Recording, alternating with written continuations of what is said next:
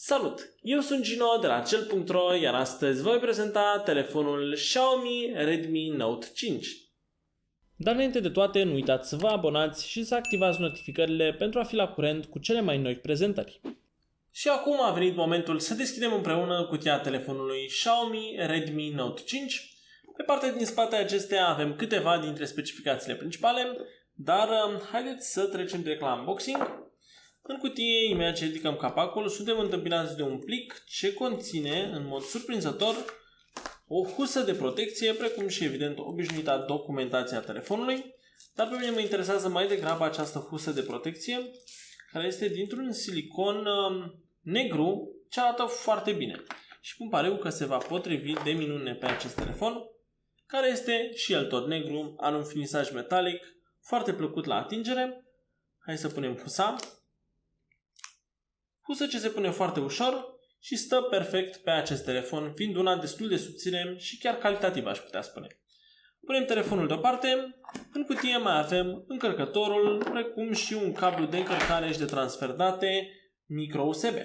Telefonul pe partea din spate beneficiază de un finisaj mat, metalic, ce arată foarte bine și este protejat de husa de protecție inclusă în pachet.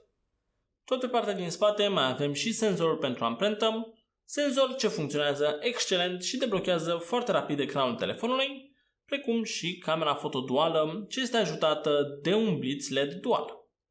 Mai departe, haideți să discutăm puțin mai multe legate de cameră. Camera vine la pachet cu un senzor de 12 megapixeli cu deschidere de f1.9 și un senzor de 5 megapixeli cu deschidere de f2.0. Întoarcem telefonul. Și pe partea din față, în zona superioară, avem camera foto secundară cu un senzor de 13 megapixeli și deschidere de f2.2, cameră ce este poziționată alături de earpiece, blitzul LED și senzorii pentru luminozitate și proximitate. Ecranul telefonului măsoară 5,99 inch în diagonală și este un panel IPS cu o rezoluție de 2160 pe 1080 de pixeli. Pe partea de dreapta a telefonului avem butonul On-Off, precum și cele două butoane pentru volum.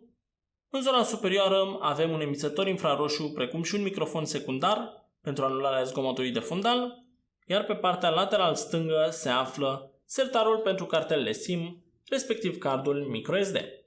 Și în ultimul rând, pe baza telefonului avem difuzorul, portul micro-USB, microfonul principal și portul jack de 3,5 mm pentru conectarea căștilor.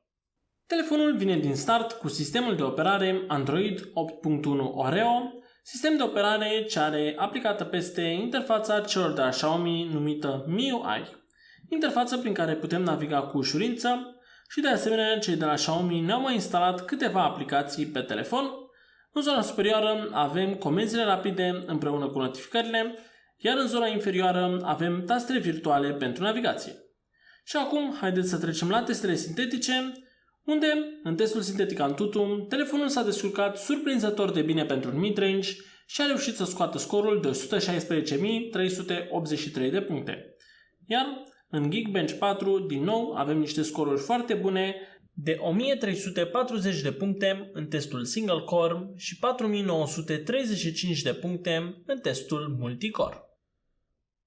Pe lângă testele sintetice, am decis să testăm și un joc ca să vedem cu adevărat de ce este în stare acest telefon și jocul pe care l-am testat este PUBG, ce se mișcă excelent având un framerate stabil pe detalii low, de asemenea datorită ecranului cu o diagonală de 5,99 inch și o rație de 18:9, acesta oferă o oarecare imersivitate în gameplay.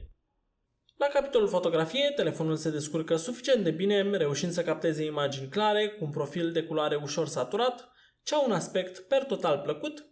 Selfie-urile captate cu acest telefon sunt și ele destul de bune, însă zona în care acesta nu se descurcă foarte bine este cea de low light, în care performanțele camerei scad considerabil.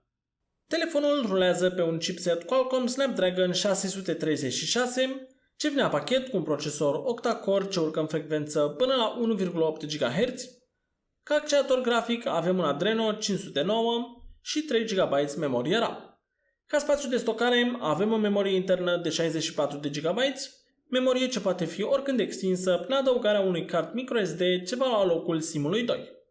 Și pentru autonomie excelentă, cei de la Xiaomi au inclus și o baterie de 4000 mAh, ce va asigura minim o zi de utilizare normală. În concluzie, telefonul Xiaomi Redmi Note 5 oferă un raport preț-performanță foarte bun, venind cu o construcție solidă și un sistem de operare actualizat. La capitolul fotografie, acesta se descurcă bine, dar nu strălucește în condiții de lumină scăzută. Acestea fiind spuse, noi ne vom opri aici cu acest review. Vă mulțumesc pentru atenția acordată și nu uitați să verificați descrierea pentru mai multe informații și linkuri utile, precum și prețul actualizat. Eu am fost Gino și vă doresc o zi excelentă. La revedere!